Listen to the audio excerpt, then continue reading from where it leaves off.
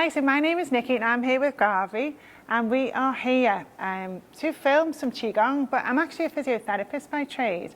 I've been a physiotherapist for 30 years, and what got me into Qigong is looking at alternative ways that we can look after our well-being. And I think it's really exciting because Guarvari's here to film me today, but she's actually a medical student. So for me, I haven't learned from 30 years, and somebody who's new to the profession, I think it's a really exciting thing that you're looking at alternative ways this early on in your career. So we feel really passionate about getting the message out there in terms of, you know, people looking at what resources they have just around them that they can use on a day-to-day basis. So we've been filming the Qigong, and what did you think?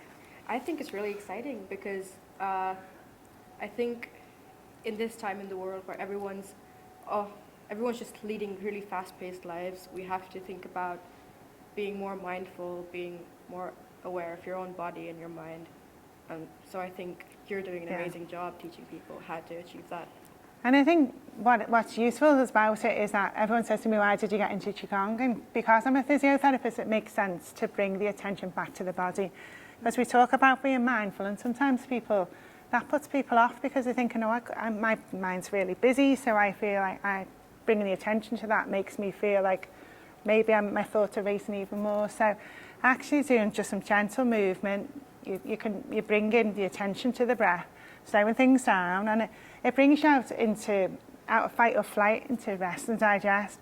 And I think what's quite nice about it is that East meets West, is that, you know, sometimes people it's either one or the other, but I think it's really nice to run alongside each other, because obviously there's things that we can do for ourselves, but our resources are there all of the time that can then enhance what we're doing. When you're coming into the medical profession, you're obviously learning about all this now. I think it's good to have that awareness right from the start, isn't it? Yeah, I think so too.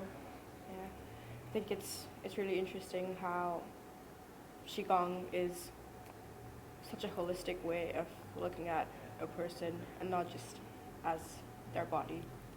And I think the other thing that we haven't really talked about as well is that we're inside today, aren't we? But ideally we'd be outside, because there's so many benefits to being outside in nature. So it's actually just those simple things as clinicians tips that we can give patients that they can do all of the time, or just friends, family, you know, there are the resources there. So we're doing a project where we're bringing the outside in. So we don't want people to feel put off by the fact that I love to be out. We both love being out in nature, don't we? So we're passionate about that, but it'd be really nice actually if we can start off inside, maybe we can see outside, bring the outside in, and then once you've got those backgrounds, it's encouraging people to actually try it outside and have that experience, isn't it?